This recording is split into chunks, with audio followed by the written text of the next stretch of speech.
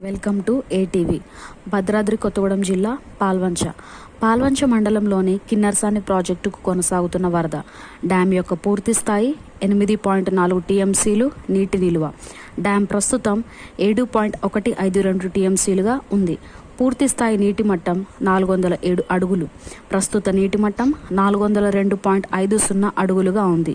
Outflow 8,000.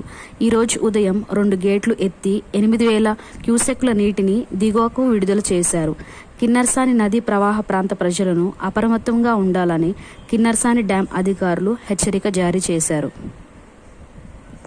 For more updates subscribe to my channel.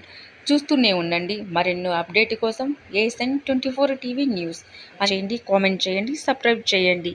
Thank you.